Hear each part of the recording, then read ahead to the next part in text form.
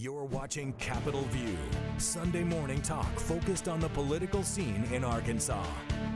Welcome back to the program. Joining me now, Richard Bearden of Impact Management Group, Michael Cook of Cook Consulting. Michael Cook, former executive director of the Democratic Party of Arkansas. Richard Bearden, way back in the day, executive director of the Republican Party of Arkansas.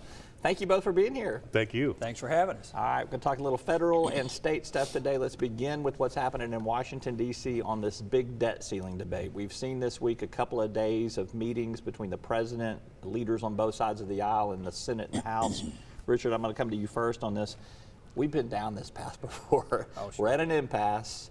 What's going to happen? Well, same song, verse number 72. We're in an impasse. A lot of political drama will take place. And at the very end, on May 27th, 28th, 29th, right before the June 1st deadline, they'll strike a deal. And so it's a bunch of high-profile, high-stakes poker drama right now. And as you know, the House has passed a bill. Speaker McCarthy is saying we have a bill that has some debt relief and some other things. The president said that's not on the table. Yeah. Spending cuts primarily. Spending caps. I think the only thing they really agree upon is to what to do with all this unspent COVID dollars that are in the state. But, they were trying to get something hammered out before the president goes on an overseas trip to Asia.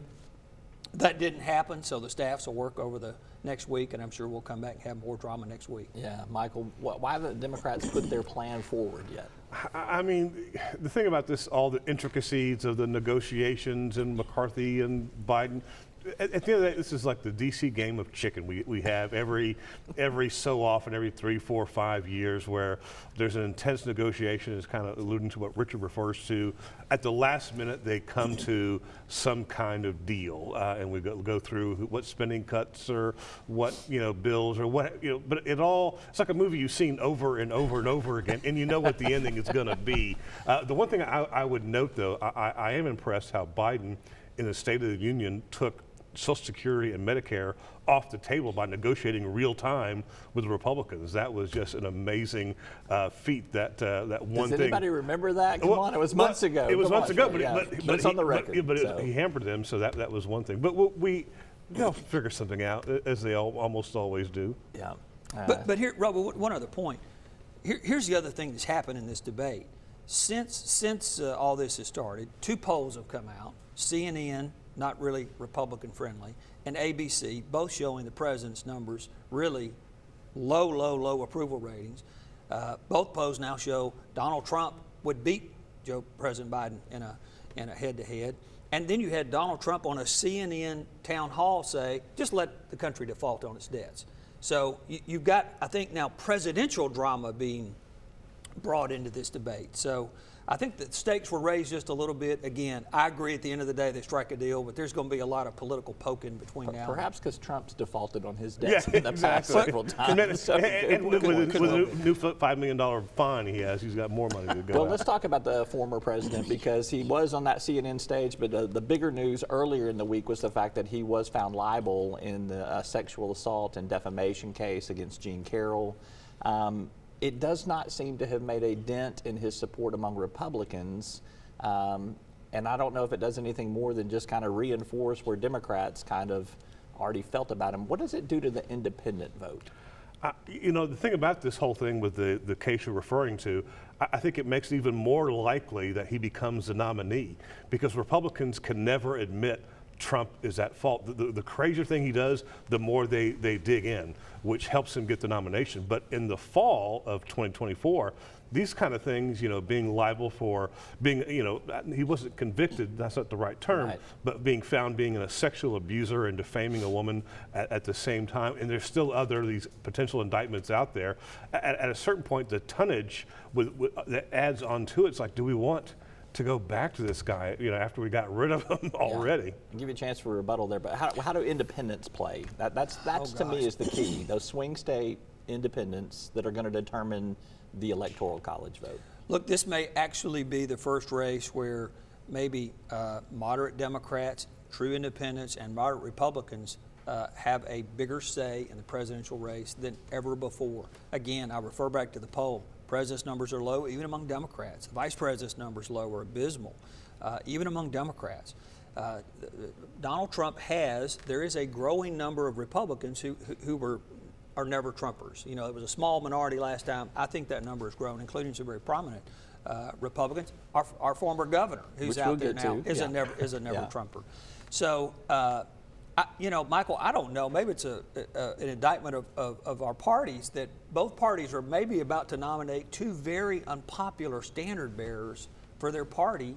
And then maybe it's a crapshoot going into the fall. A lot will happen between now and the election. Yeah, plenty of time. I mean, there's no way to predict.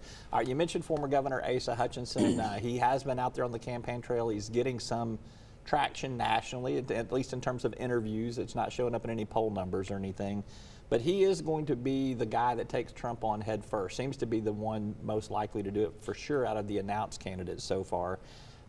Give me a prediction, Richard, you first, then Michael, of how you think this might play out for Asa. Does he ever catch fire in Iowa or New Hampshire or maybe even South Carolina? He's got some good things on his resume that would appeal to some of those early primary voters. Look, I think it's about two things: the ability to raise money and just the ability to stay in the race. You know, there will be a number of other Republicans running. Governor DeSantis down in Florida. U.S. Senator Tim Scott in South Carolina. Nikki Haley. Nikki Haley. There are Republicans who are clearly not afraid to take on former President Trump. But the question is, do they have the staying power to get over some of the humps and let this Trump sort of bumpy road he's in, as you alluded to, the lawsuits and some other things kind of play out? I think if he can do those two things, maybe he's got a shot. You know, nobody gave Bill Clinton a shot so many years ago, and look where he ended up. So, I've used that analogy before. You know, yeah, I think it's real. George H.W. Bush's approval rating was 90% when Clinton entered the race. You were the ED of the Republican Party at that time. Yes. And I don't think anybody on that day that he announced thought, okay, yeah, sure, he's got a chance. You worked on the campaign. Yeah, well, the problem Asa has, though, is that he's not what the Republican primary voters want. They want a Trump or a Trump-like person. They want a bully. They want a strongman. They want somebody who lies to them and hates who they hate. They want somebody who lies to them. Come on now. They know Trump lies, and they're fine with it. They want the exact opposite of Reagan's sunny optimism. They want somebody who says you're being taken advantage of, you're being lied to, and I can fix the problem. But Asa strikes me as a Reagan Republican. I mean, I think he. Oh, absolutely. But that's the problem. That they don't want Reagan. They want it's a Trump party. The Republican primary voters want a Trump persona. That's what they want. Reaganism is dead in terms of the persona and style that the Republican primary voters want. I've yet to see in my crystal ball where Asa becomes a front runner in this race, but I do think that he catches some fire at some point in one of those early primary states as people get a little bit more serious about making their decision, and they're looking for the anti-Trump candidate, and he is the guy that has staked the most claim on that. I feel like that will happen at some point. One thing I would say that I would take issue with that, Asa, to his credit, is willing to take on Trump. He's, you know, when the conviction, the libel came out this week, he directly criticized Trump.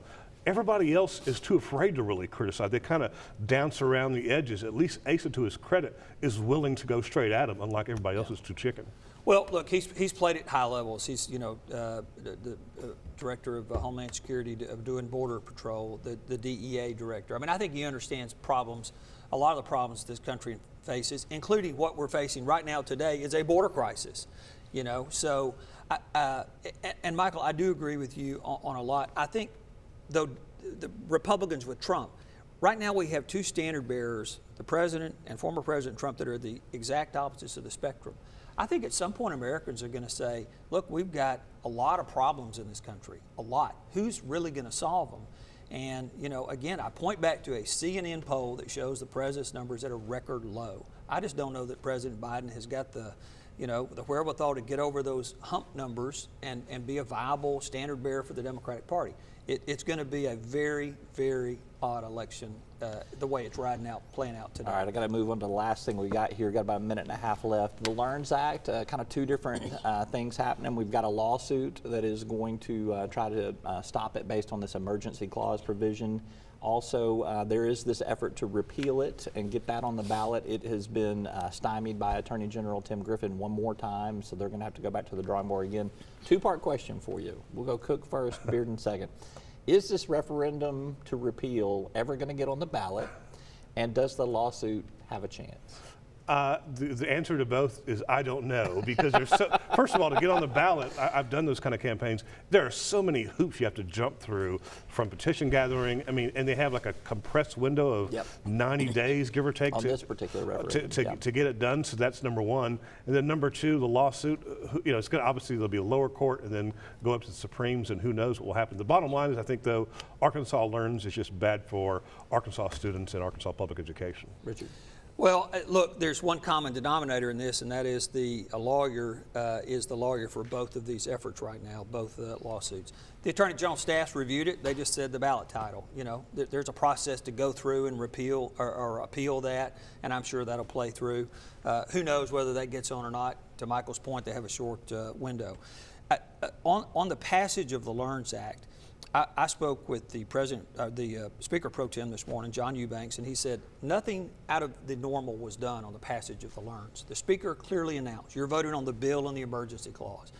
It passed in the House and in the Senate. But does that mean they followed the Constitution, though? Well, according to the lawyers in the House, it does, including the Speaker of the House, Matthew Shepard, who's a very able lawyer. It was recorded in the journals of both chambers separately, which passes constitutional muster. So I think that's without merit as well. All right, we'll see where this all goes. Lots of fun, lots of things to talk about. All right, Richard Bearden, Michael Cook, thank you both for being with us. Appreciate you. Thank you for having us on. All right, we're back with more right after this.